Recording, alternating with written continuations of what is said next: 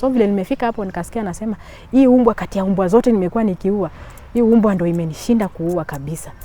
Acha tu. Akawa na hasira juu zile pesa alikuwa amewahonga zilikuwa mingi kuliko hata zenye angenipatia. Nakaa chini nikalia kwa uchungu. Nikaita mpaka mamangu mzazi ambaye alikuwa amefariki like 1 year ago. Nikamuita nikamwambia, "Mam, kwa nini ulienda na saizi angalia vile nateseka. Tafadhali mahali penye huko njoo unichukue sasa hivi, nimechoka na maisha. Utaendelea kufanya kazi hata ukikufa ukufe. Sisi hatutaki kujua. Pesa yenye tumekulipia ukuje huku ni mingi sana na hatuwezi. Utaendelea kufanya kazi ukiwa hivyo."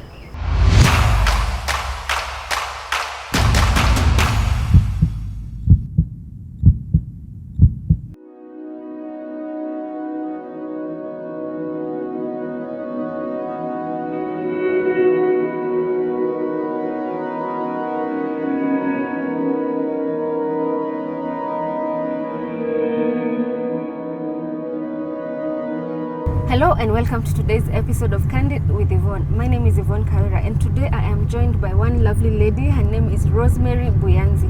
Now we know how many Kenyans go to the Middle East to look for greener pastures, and we know many are still looking to go there. So the reason we're bringing you those stories is to not to discourage you from going there, but to know how exactly to behave when you're faced with numerous challenges that people encounter when they find themselves in Middle East. So welcome to today's episode, and Rosemary will give us her experience in Jordan. Karibu sana. Asante.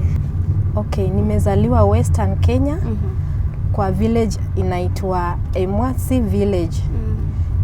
Mimi ni mtoto wa the retired teacher Harrison Waga and my late mom Teres Akeyo Waga. Okay. Mimi ni msichana wa 6, last born. Kwetu tuko 4, 2 boys and 4 girls. So me ni the last born.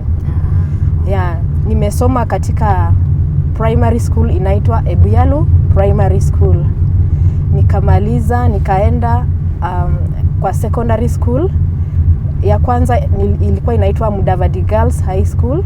Nikatoka hapo nikachange nikaenda form 3 kwa shule inaitwa Alwar Girls Secondary School in Homa Bay. Yeah, so ndo nimemalizia form 4. Nilipomaliza high school, niliingia Nairobi Aviation College, nikafanya hotel management and catering. Nikamaliza. Yeah. Na shughuli ya kutafuta job ilikuwa aje? Nilipomaliza nilipata ajira hapa Nairobi kidogo kidogo, and then nikaenda Mombasa, nikaajiriwa kwa mahoteli. Hoteli yangu ya mwisho ilikuwa Kahama Hotel in Mombasa. So wakati nilikuwa huko mama mzazi akafariki, ikabidi nirudi nyumbani kwa mazishi. Niliporudi nyumbani kwa mazishi kurudi nikapata kazi tena haipo. So nikawa nahangaika kutafuta kazi. Okay, so aunti yangu akanipigia simu akaniambia njoo Nakuru, nitakutafutia kazi. Hakika nilitoka nikaenda Nakuru, lakini nikapata ile kazi ambayo amenitia haikuwa kazi mzuri. So nikahangaika. Ilikuwa kazi kama aina gani? Alikuwa ameniambia nitaenda kufanya interview. So nikafikiria ni ile hoteli inakuanga pale, kwa sababu yeye alikuwa anafundisha Egerton University. So ndani ya Egerton University kuna hoteli hapo inaitwa ARC. So nikabeba makaratasi yangu nikafikiria ni hiyo. Lakini kufika pale nikapata alikuwa ameniitia hoteli nyingine, si hoteli zile zinakuanga pale ndani ya university, zile vibanda. So nikabeba makaratasi yangu kwenda hapo, wakaniambia, sisi hatuchukui watu ati wanafanya interview. Hapa tunaajiri tu watu hivyo, na mshahara ilikuwa 150 per day. Na unaamka saa 11 by 6 uko kwa hiyo kazi, na saa 4 ya usiku ndio unafunga kazi. So nikaona hapo sitaweza. So niliamua niende Nakuru town nitafute kazi, lakini sikupata. Katika hiyo harakati ya kutafuta kazi ndo rafiki yangu akanipigia simu, yule tulikuwa tunaishi naye Mombasa.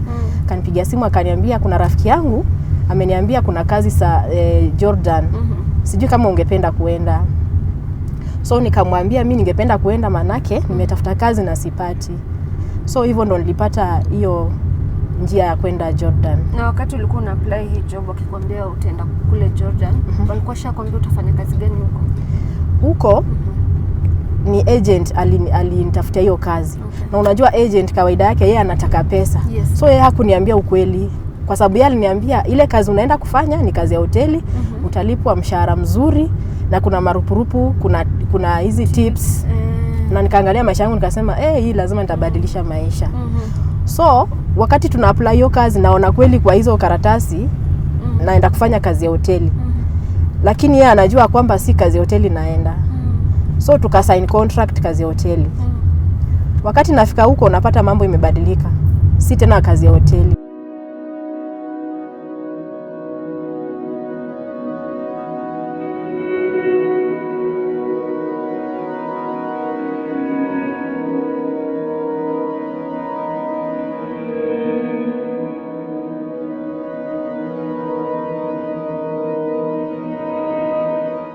Venye ulifika huko, kitu ya kwanza yenye uliona ilikuwa nini, na ulitoka huko wakati gani?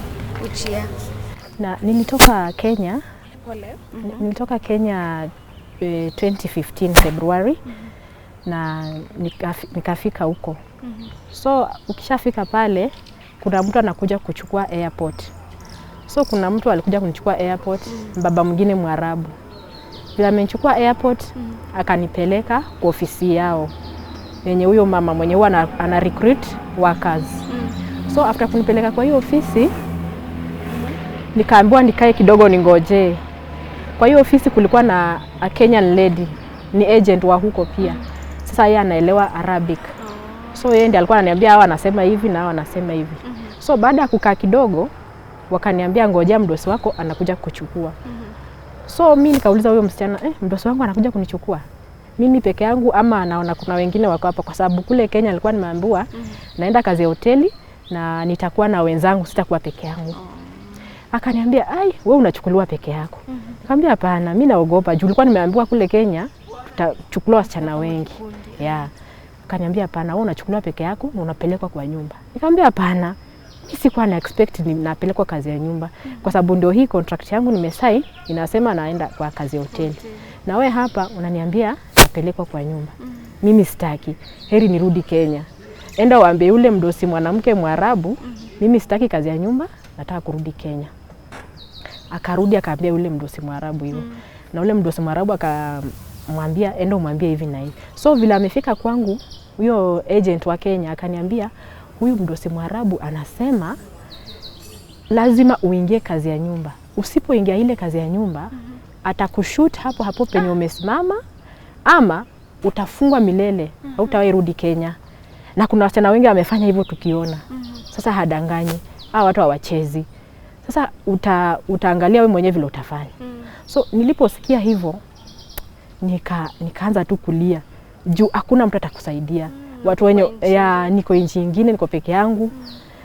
Huyo mdosi ashaanza kunitusi, anasema we ni umbwa, anavuta sigara ingine hivi, akafungua loka, akatoa pistol, akaniambia we ni umbwa tu, sisi hatujali na Waafrika, tunaweza wamaliza anytime. So wakati nimesikia hivyo, nikasema wacha tu niende, kwa hiyo kazi ya nyumba mimi nitajitahidi. So after some minutes, ilikuwa saa 3 za usiku, nikaona mbaba amekuja, mdosi. Nikaambiwa sasa huyo ndo mdosi wako na wacha tukupatie muende na yeye usiku. So nilikuwa nimeogopa juu naenda na mtu sijui na sijui napelekwa wapi. Lakini nikaomba Mungu, nikamwambia anitie nguvu kwa sababu mimi sijui napelekwa mahali gani. Hakika ule mdosi alinichukua. Kwa gari yake kulikuwa na mtoto wake kijana wa 13 years, tukakaa na yeye hapo, akanipeleka mpaka kwa nyumba. Kufika kwa nyumba akaniambia utakuwa unalinda mamangu. Hautakuwa unanifanyia mimi kazi, utakuwa unalinda mamangu. Na mamake alikuwa amezeeka, alafu alikuwa mgonjwa hivi, hangeweza kutembea vizuri, alikuwa anatembelea zile clutches. So akaniambia utalinda mamangu na utamsaidia kufanya kazi kwa nyumba. So mimi nikafurahi nikasema hata kama kweli ni nyanya mimi nitajitahidi nifanye kazi. So hiyo siku ikaisha hivyo. The following day nikaanza kuona vituko. Sasa mimi Kenya tukiamka tumezoea, unatengeneza chai, unakunywa, unashiba vizuri, unaanza kufanya kazi zako. Hapo umeamshwa mapema, unaanza kufanya kazi. Sasa yeye alikuwa kwa kiti, anakaa tu chini. Alafu anakuambia tunaingia kwa room fulani. Vitu zimejaa hapo. Unafanya kazi, unapanguza huku na huku, like unaweza chukua like 4 hours kwa hiyo room ukifanya kazi. Na sasa hujakula breakfast. Hujakula breakfast. Unaweza toka hapo hata saa 8. Yeye amekaa tu kwa kiti. Yeye ajali. So ikafika kitu saa 8. Akaniambia twende tupike lunch. Tukaenda tukapika lunch. Nikapika vizuri. Juu yeye unajua hawezi pika, anakuambia fanya hivi, fanya hivi, fanya hivi, fanya hivi. So akaleta mchele, tukapika mchele. Na kwa fridge kulikuwa na kuku, kulikuwa na vegetables zenye zishapikwa. Tukatoa hizo pia, tukapasha moto. So nikaona mimi amenipakulia tu mchele peke yake, spoon moja ya hii serving spoon moja ameniwekea kwa sahani. Yeye akajipakulia mchele wake, akaweka vegetables, akaweka kipande ya kuku. Akanambia peleka hizi vitu pale kwa meza na ukuje tufunge mlango wa jikoni. So nikapeleka, tukakuja tukafunga mlango wa jikoni. Akaniambia wewe kula, ukimaliza nenda ukunywe maji, turudi kwa kazi. So the first day nikavumilia tu. Nikafanya the same thing like 1 month. Nikasema hapana. Unakula tu mchele? Mchele peke yake. Ni boiled ama imekaranga? Boiled tu. So kijana wake sasa mdosi wangu akakuja. Nikasema sitajifunga, acha nimuelezee ile napitia. Nikamuelezea mama yako anafanya hivi na hivi. So mdosi akaniambia fanya hivi, mimi nitakununulia chakula yako ukuu ukipika wewe mwenyewe. Nikamuelezea vyakula tunapika Kenya. Akaenda akanunua Irish potatoes, akanunua mchele, akanunua ndengu zilikuwa huko, cabbage. Akaniambia sasa kesho mchana wewe prepare chakula yako yenye unajua utashiba. So mimi nikawa nimefurahi. The following day tukafanya kazi kama kawaida. Hakuna breakfast asubuhi. Huyo nyanya aliniambia hizi vitu umenunua nisipate umepika kwa hii nyumba. So the following day mimi nikafanya kazi kawaida na yeye. Lunch vile ilifika akaenda akapika mchele. Basi sasa mimi nikaona acha nikatekate cabbage at least niongezee. So wakati nilikuwa napika kwa jikoni akapata nakatakata ile cabbage. Alikuja akachukua ile cabbage akamwaga kwa sink, akanichapa kofi, akaniambia nisipate unapika kwa hii nyumba. So nilishindwa cha kufanya. Nikawachana tu nayo. Nikaenda nikakula tu ile mchele ambaye alikuwa amenipakulia. Nikakunywa maji. Ya 1 serving spoon nikakunywa maji. So vile mdosi alirudi sasa kijana wake nikamuelezea vile mamake amefanya. Kumbe wako tu pamoja.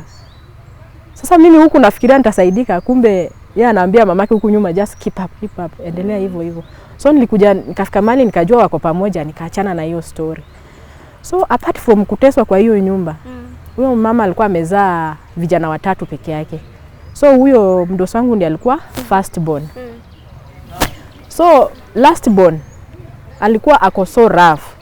Alikuwa anaweza amka tu anytime anakuja ananichapa bila makosa. Na ukimuelezea ule mdosi wangu anasema tu achana naye nitaongea naye. So nilikuwa nachapwa bure na sijui ni kwa nini. So hiyo ndio mateso nilipitia nikiwa huko. Alafu kuna hii time ya winter, kuna kuanga na baridi sana huko. Hawakuninunulia sweta ya winter. Nilikuja tu na sweta moja. So hiyo sweta ndio nilikuwa natumia. Unapata wakati mvua inanyesha yule nyanya ananiambia nitoke kwa nyumba niende kufagia hiyo maji na matawi na mvua inanyesha. Sina sweta, sina nini. So nilikuwa mgonjwa kabisa. Kifua ikaharibika. Nikafika mahali siwezi fanya kazi. So na ukiwa mgonjwa wakupeleki hospitali wanakataa. Kuna wakati nilikuwa naafektiwa na hiyo baridi mpaka uso wote unafura. Huku kwa masikio kunauma kabisa, kumefura juu ya baridi. Kwa tumbo ni baridi imeingia. Ukiambia mdosi akunulie nguo za winter hataki. Ukimwambia kwa mgonjwa hataki kujua, hawakupeleki hospitali. Ulikuwa unajaribu kuongea na agents maybe waambie situation yenye umejipata sasa hivi hata kwa mgonjwa? Sasa nilikuwa naongea na mdosi wangu na alia, namwambia sifanyi kazi mpaka unipeleke kwa ofisi, kwa sababu pia kwa ofisi kukupeleka ilikuwa ni shida. Walikuwa wapendi. So kuna wakati nililia kabisa, nikamwambia mdosi wangu mimi nipeleke kwa ofisi, nataka kuongea na ule agent mwenye alinileta. So akanipeleka kwa ofisi kama mara 3 hivi. Nikampigia simu nikamwambia mimi mali ulinipeleka si mali pazuri. Ungeniambia tu ukweli. Juu mimi nilikuelezea ukweli wangu tukiwa Kenya na ukanidanganya. Ni kwa nini ulifanya hivyo? Hakuna kitu alikuwa anajibu. Nikamwambia wewe ongea na hawa mimi wanirudishe. Akakataa. So nilikuwa nimepea ndugu yangu namba ya huyo msichana. Akaenda mpaka kwa ofisi pale Nairobi akampata. Akamwambia mtoto wetu anateseka. So heri upige simu afanye nini arudi Kenya. So wakati aligundua washajua kwa ofisi, alihama kwa hiyo ofisi na akafunga simu zake zote. Sasa hakuwahi patikana. Yeah. Mpaka leo hujaipata kujua. Mpaka leo. So tuende pale tuketi kidogo unimalizie story mali zile challenges ulipata kule.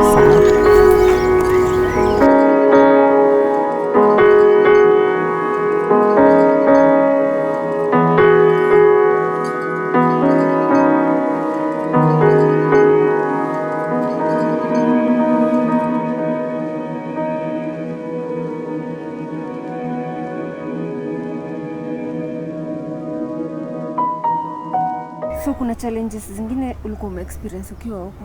Unaweza kumbuka zile like the worst zenye uliona hapa karibu hata life yako inakuwa threatened sasa? So kuna kama ile unataka kuongelesha familia yako nyumbani. Hawa watu wamechukua passport yako, wamechukua simu, wameficha. Hakuna vile utaongea na watu wa nyumbani kwenu. So ilikuwa inafika wakati nalia nakataa kufanya kazi. Ndio sasa waanze kunipea simu niongee na watu wangu wa nyumbani. Na ukiongea hata itamaliza 2 minutes.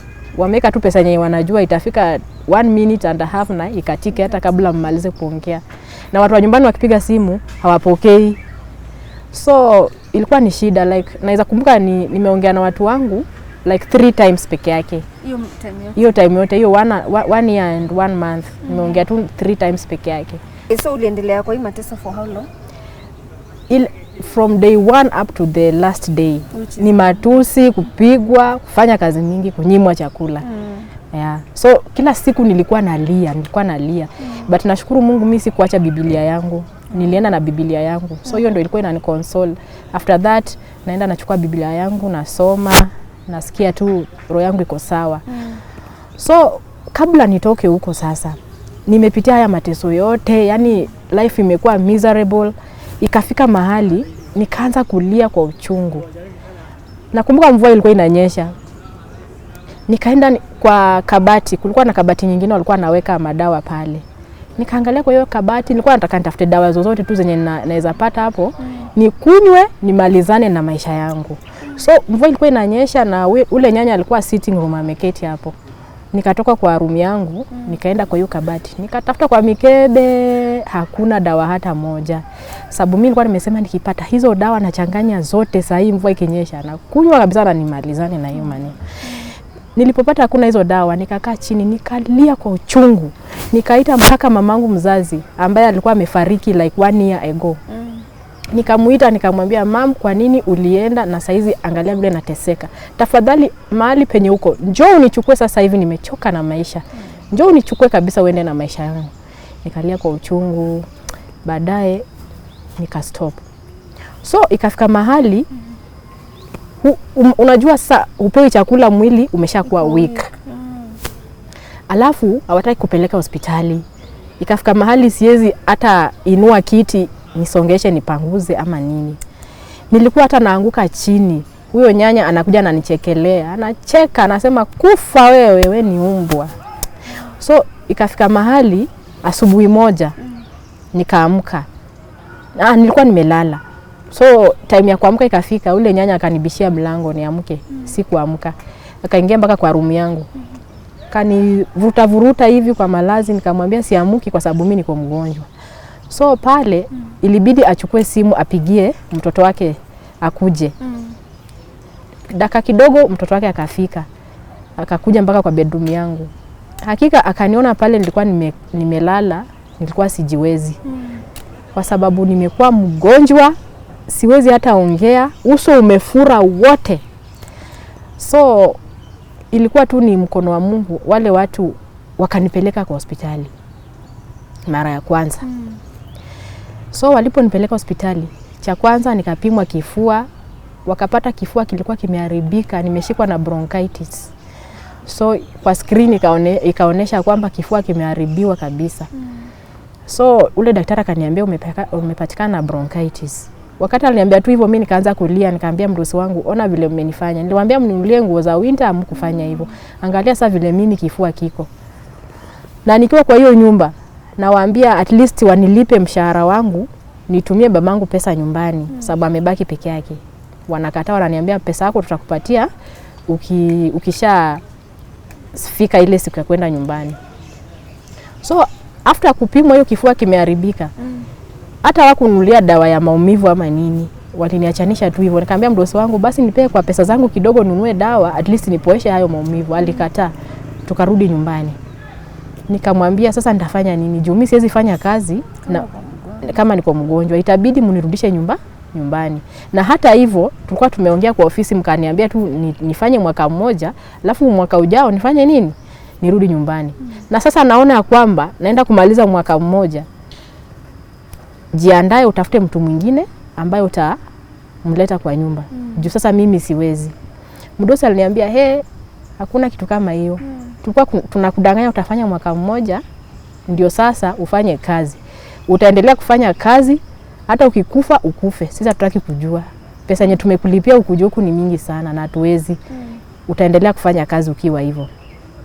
So wakati nimesikia hivyo, nilienda kwa bedroom yangu nikachukua Biblia nikapiga magoti. Nikaambia Mungu, mdosi wangu amesema hivi. Lakini mimi nakuaminia we Mungu. Umekuwa nami mwanzo mpaka mwisho. Na saa hizi mimi nakuomba. Tenda tu vile utatenda. Nifanye nini nitoke hapa? Hakika the following day ndugu yake mdosi akakuja akaniambia tumeshakubukia ndege na utatoka hapa uende nyumbani kwenu. Mimi nikafurahi. So nakumbuka it was 2016 April on a Wednesday. Siwezi sahau hiyo siku. Mdosi wangu jioni yake akaniambia we pack nguo zako, nitakuja na jioni nikuchukue nikupeleke airport. So we jitayarishe tu. So hiyo Wednesday morning sikutaka hata chochote, sikutaka. Yeye alikuja evening. Nikasema hiyo siku hata sitaki mchele yao hiyo ya lunch ama nini.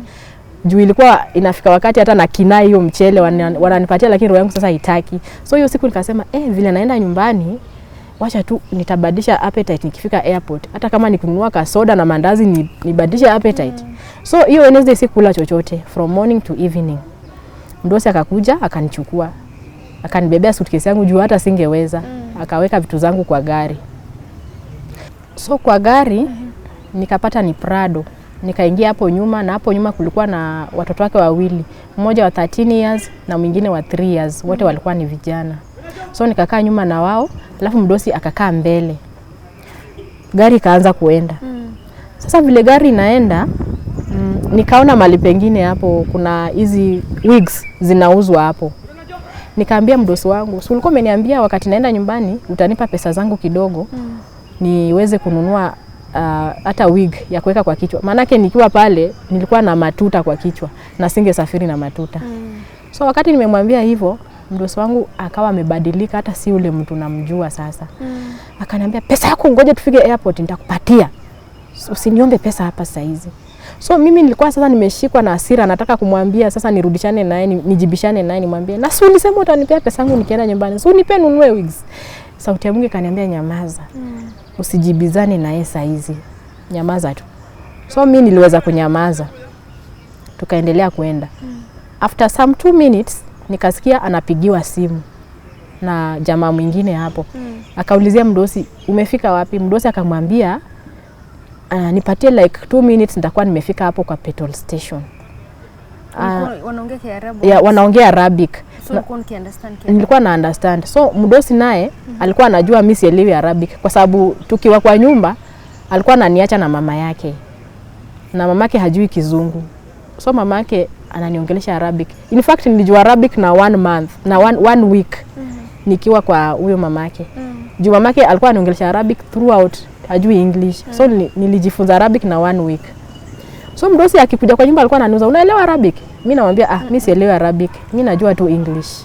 So ni kama roho Mungu tu alikuwa ananiongelesha. Ningemwambia najua Arabic labda singejua story wanaongea. So hapo wakaongea in Arabic nikisikia. After 2 minutes akafika kwa hiyo petrol station. Nikaona huyo jamaa amekuja ameingia mbele na wamekaa pamoja na mdosi. Na vile aliingia kwa gari alikuwa jamaa mwingine Mwarabu, alafu nywele imechakaa. Hajachana hata nywele. Alafu alikuwa anavuta bangi nyingine nono hivi, sijui ni ile ya kwao ama. So akaingia kwa gari na macho iko red. Wakati nimeona tu huyo mtu nikasikia mwili umekataa. Nikasikia sauti ya Mungu inaniambia huyu mtu si mzuri, lakini usijali. Tuendelee tu kuenda. Tukaendelea kuenda. Kumbe alikuwa ni Mungu tu. Huyo mtu alikuwa ameletwa kwa hiyo gari in case nianze vita huku nyuma nataka pesa yangu, wangenimalizia tu na hapo nyuma na mambo ishe. Lakini kwa bahati mzuri Mungu akanishika mdomo. Nikanyamaza mpaka kufika airport. Tulipofika airport nikasikia mdosi anapigia jamaa mwingine simu. Anamuuliza uko wapi? Tumeingia sasa, tuko hapa ndani ya airport.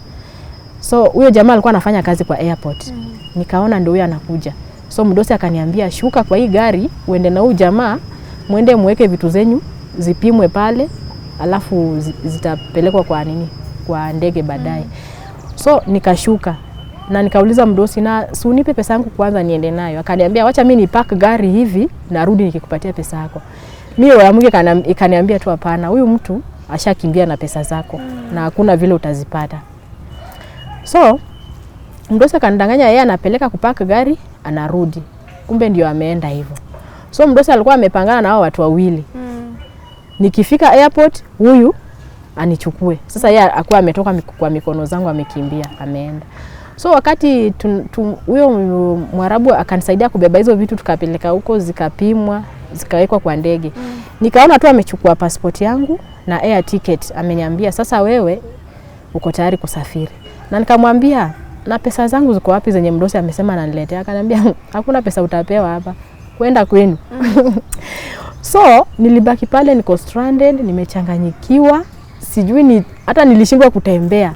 Because one thing, hao watu wamenitesa the whole year. I'm so weak. Naenda home bila pesa. Na nyumbani kwenye naenda, wazazi wangu si ati ni wale matajiri. Nitafanya nini? Nilikuwa nimechanganyikiwa sana pale airport.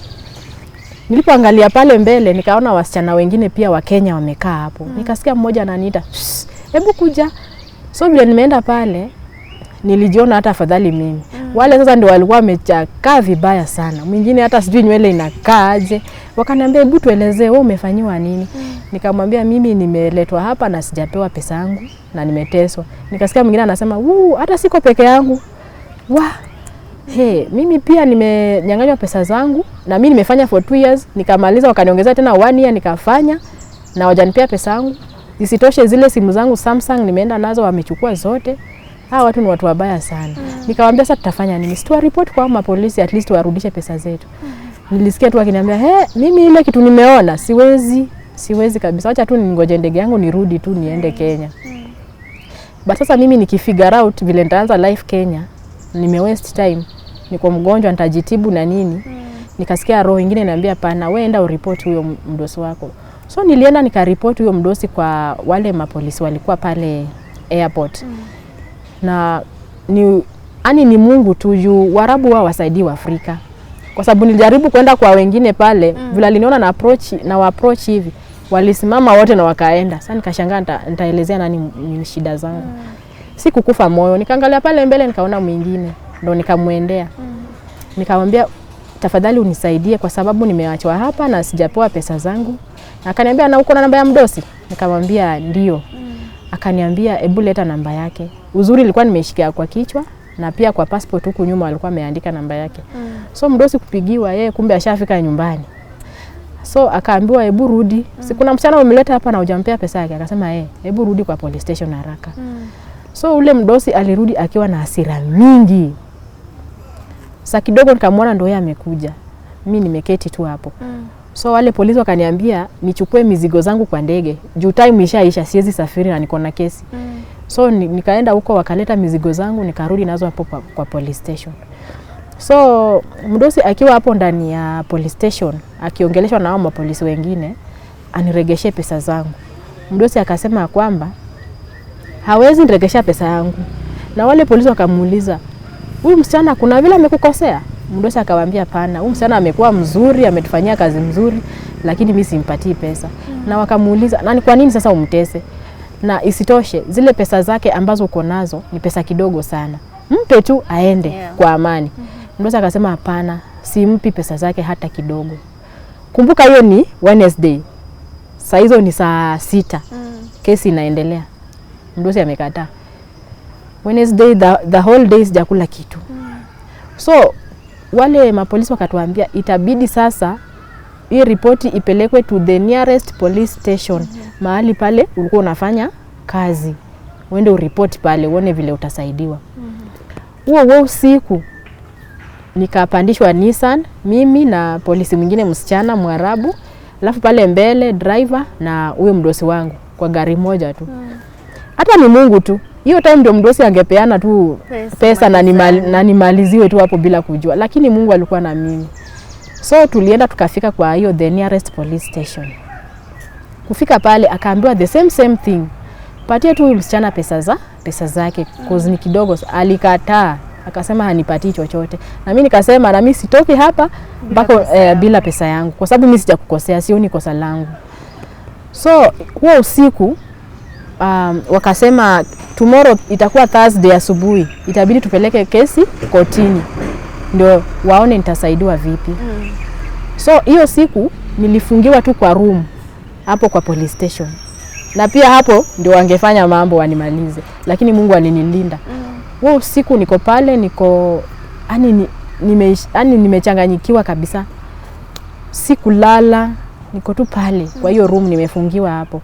Asubuhi ikafika Thursday. Saa 2 tukaenda. Kufika kotini mimi sikuona koti yote tulienda. Tulikuwa tunaenda tu kwa maofisi fulani, karibu offices 5.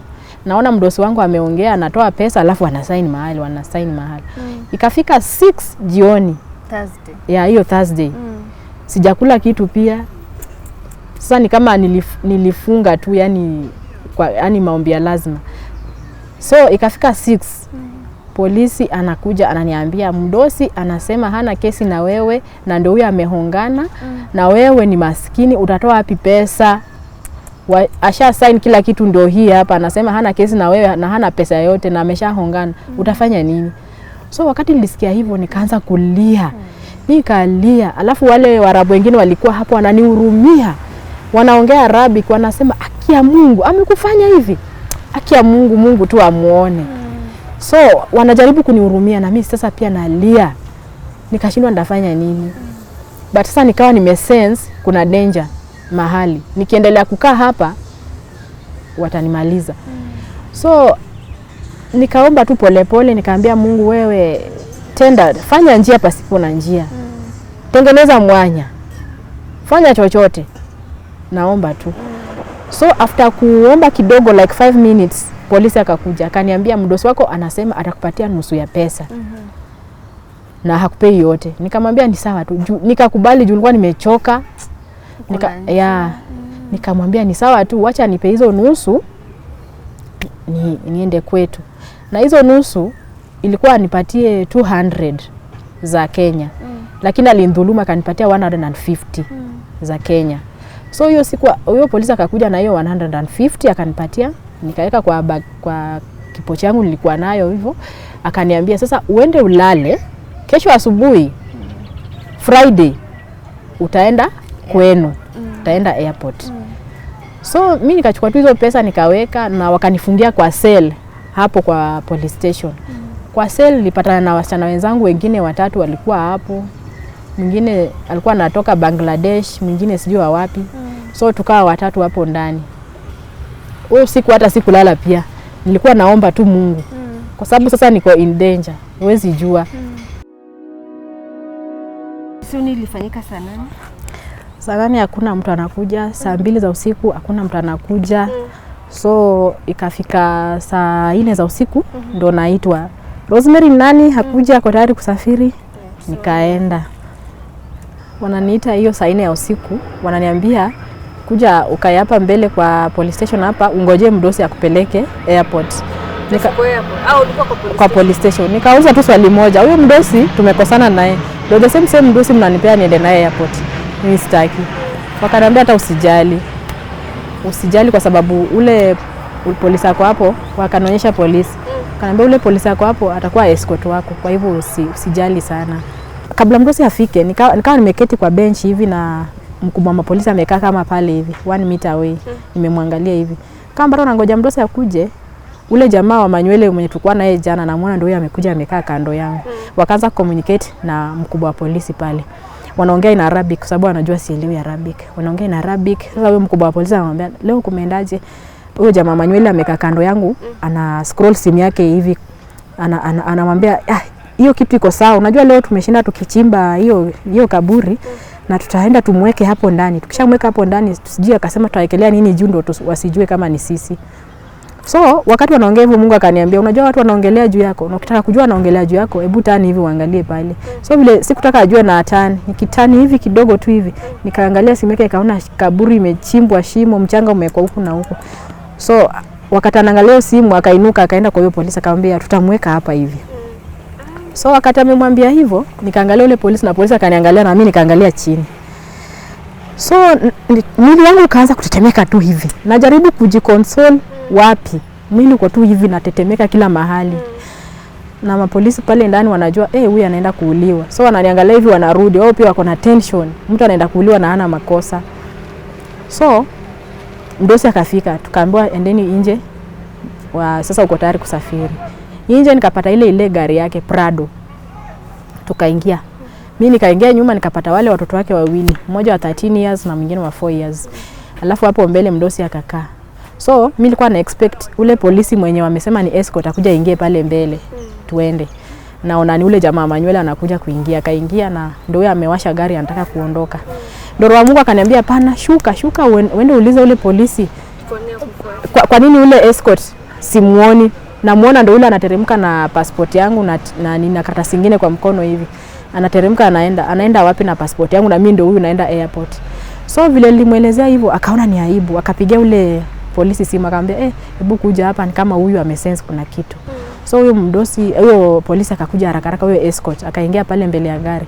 Akasema, "Haya twende, unataka twende?" "Haya twende basi." Mingia. So ule jamaa manywele akashuka. Na Mungu akaniambia, "Mfuate na macho uone anaenda wapi." So nikamwona ndio ameingia kwa kaa nyingine ndogo ilikuwa hapo nyuma na haina hata number plate. So gari yetu ikiondoka na yeye akaondoka kaanza kutufuata. Tukaenda nimerelax for like 10 minutes tunaenda airport. Kumbe si airport. Wakati gari imesimama, mdosi akaambia ule polisi, "Shuka, enda nyuma ya boot, chukua ile gunia iko pale. Nataka tumunyongee hapa ndani ya gari, tumweke kwa hiyo gunia na tuende tumweke kwa ile kaburi." Nasikia. So hiyo kaburi ilikuwa imechimbwa pale kwa shamba yao wanapandanga olives. So hiyo gari ilikuwa imesimama tu karibu na shamba yao. So wakati nimesikia hivyo, hiyo kitu iliingililia hapa, ikafika hapa ikakataa kutoka kwa kichwa. Sasa inanivuruga akili. Najiuliza mimi Rose ndo naenda kuuliwa, ndafanya nini? Natetemeka. Nauliza Mungu uliniambia nikusikize, ndafanya nini? Na shetani naye ni muongo. Shetani ananiambia, "Rose wewe kaa tu uuliwe kwa sababu ukijaribu kukimbia." Huyu polisi alikuwa na pistol ameweka huku kando ya longi huko. Pistol 2. Shetani ananiambia, "Ukijaribu kukimbia utashutiwa. Wewe kaa tu umalizwe." So mimi nilikuwa nimekaa juu, niko weak. Unaweza imagine mtu amefast 3 days bila chakula na mtu mgonjwa amekuwa weak. So nikawa nimekaa tu hivi. After kukaa hivi Mungu ni wa maajabu. Mungu alikuja tu akaniweka nguvu mingi kwa mwili mara moja. Nikasikia naweza shika ndovu 5 nisukume huko. Mungu akaniambia, "Fungua huo mlango, utoroke, uende kwa light nyingine iko pale." Na hiyo place walisimamisha gari ilikuwa ni dark sana. So Mungu akaniambia, "Unaona light pale mbele?" Nikamwambia Akaniambia, "Fungua mlango ukimbie kwa ile light utasaidika." So nikajaribu kufungua hivi nikamwambia, "Wameweka lock." Akasema, "Fungua tena mlango utafunguka." Nikafungua hivi mlango ukafungua, nikachomoka mbio. Nikaenda kwa hiyo light na wale watatu wakanifuata. Polisi, huyo jamaa manywele na huyo mdosi wakanifuata nyuma mbio.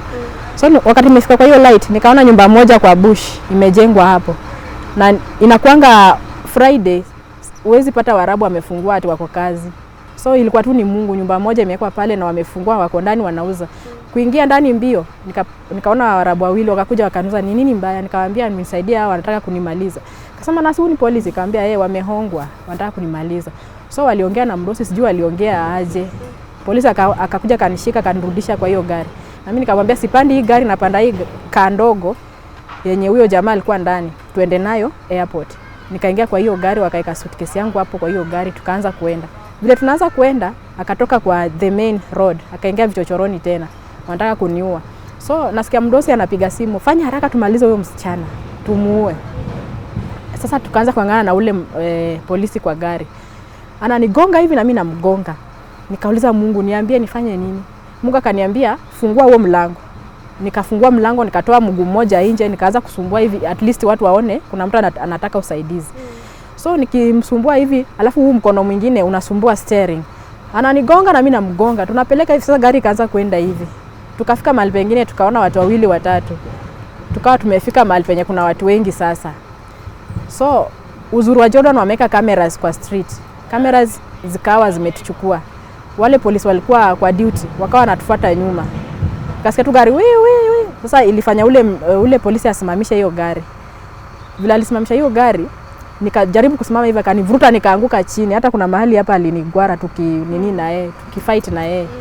Nikatoka kwa hiyo gari nikaenda kwa duka nyingine nikasimama hapo, akanifuata akaniambia usiambie mtu hapa tunataka kukuua. Na mimi nikamwambia nitasema mnataka kuniua. Ni kwa nini mnataka kuniua?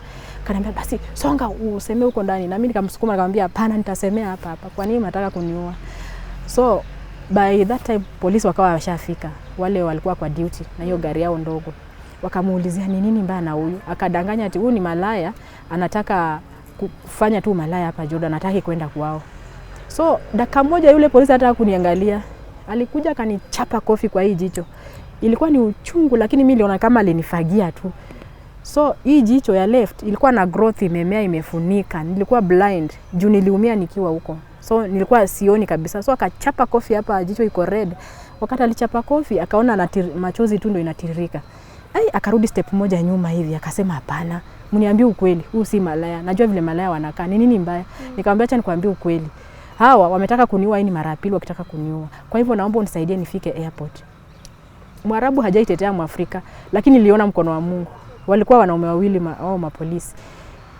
Waliangalia huyo jamaa wakamuuliza unafanya kazi wapi? Wakachukua name tag yake, wakajua penye anafanya kazi. Wakamgombeza wakamwambia huyu msichana nataka umpeleke airport wewe mwenyewe. Na nitapiga simu after 1 hour. Kama atakuwa hajafika airport, tutakushika na kazi yako tutakuachisha. So hivyo ndo nilipata kaa ya kwenda airport. Na huyo polisi akanisimamishia tu kaa yote yenye ilikuwa inapita hapo, nikaingia ndani tukafika airport. But ule jamaa Manywele alikuwa anasema anataka kaa, acha nimtafutie kaa yangu ndogo. Wale mapolisi hawakusikizana na wakamwambia wewe usijaribu kuleta ujinga wako, mtafutie kaa ndio tena ummalize na mtafutie mimi. So walinitafutia kaa na nikafika airport. Kufika airport, kumbe mdosi vile aliona mambo imeharibika pale, alikimbia nikampata kwa airport. Anaelezea mapolisi wengine hapo. So vile nimefika hapo nikasikia anasema hii umbwa kati ya umbwa zote nimekuwa nikiua, hii umbwa ndio imenishinda kuua kabisa. Acha tu. Akawa na hasira juu zile pesa alikuwa amewahonga zilikuwa mingi kuliko hata zenye angenipatia. Lakini mimi niliambia tu Mungu ni asante, nikafika airport vizuri. Kufika hapo airport nikapata msichana mwingine pia alikuwa amefanywa deportation. Amekaa kando hapo. Tukakaa naye. Aliponiona tu alianza kulia. Namuuliza unalia nini? Haki ya watu wamekufanya aje? Unakaa aje? Nikamuuliza kwa nini nakaa aje? Haki nikuulia soda nikupe? Nikamwambia hapana, hata sisikii hamu ya kula sai. Alilia na hanijui na mimi simjui. Sasa hata sijui alikuwa anakaa vipi. So ndege ikakuja tukaingia tukafika Kenya. Tulipofika Kenya nikapigia tu babangu simu nikamwambia ni Rose, kuja unichukue airport. Ile kitu babangu alisema tu ni Rose, Mungu atukuzwe. Mungu atukuzwe.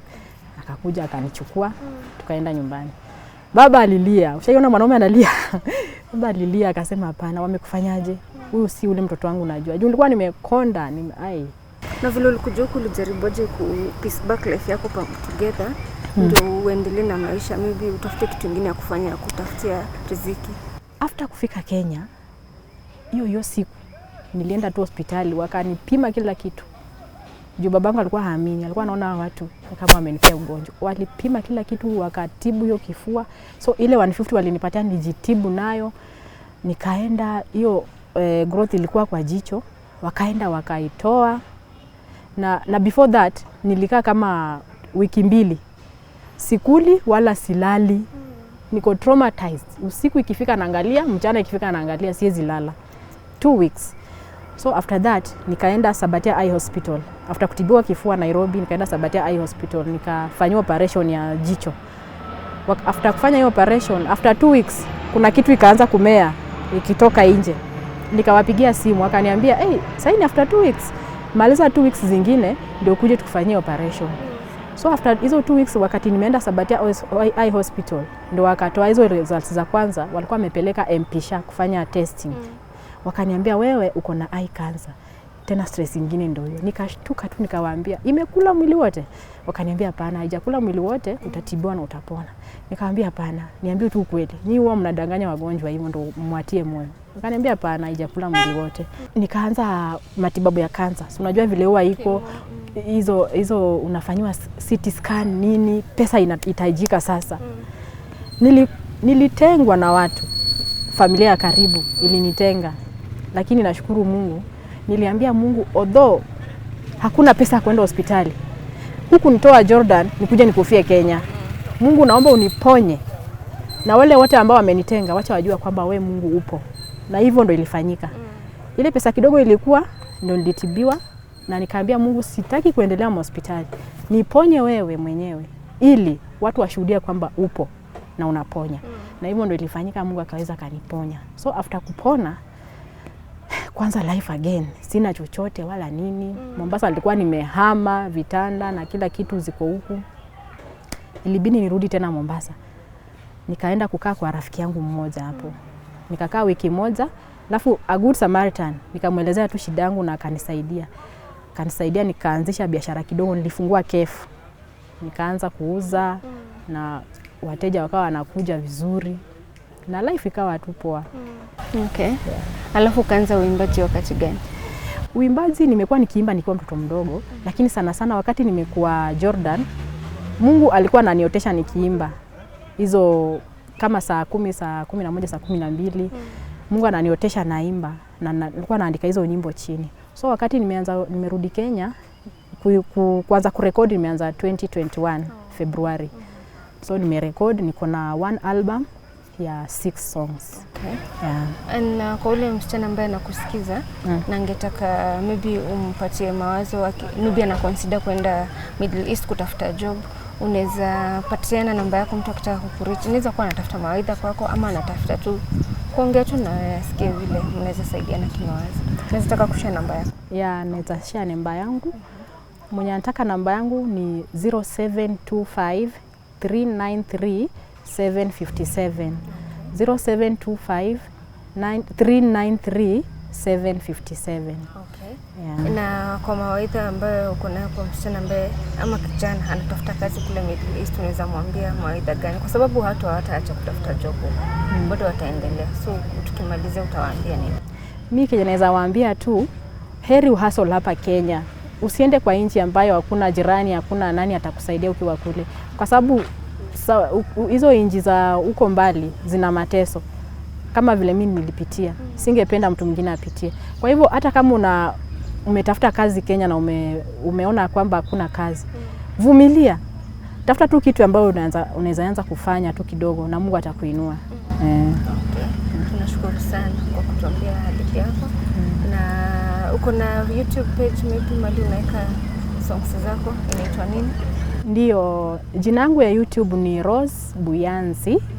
Unaweza nitafuta pale YouTube Rose Buyanzi, na ningependa wale ambao wananisikiza muingie pale, msubscribe, msikize nyimbo zangu, na hakika kwa ushuhuda wangu najua Mungu pia atawainua, Mungu atawaponya. Wale ambao ni wagonjwa Mungu atawatia nguvu na atawaponya. Okay. Ya mnisaidie na Mungu atawasaidia sana. Sawa sawa.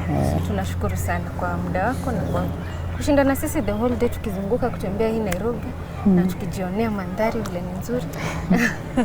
Yes, so we thank you so much kwa kuja hapa. Well, thank you so much for staying with us till the end of the show. My name is Yvonne Kaura, and until next time, bye bye.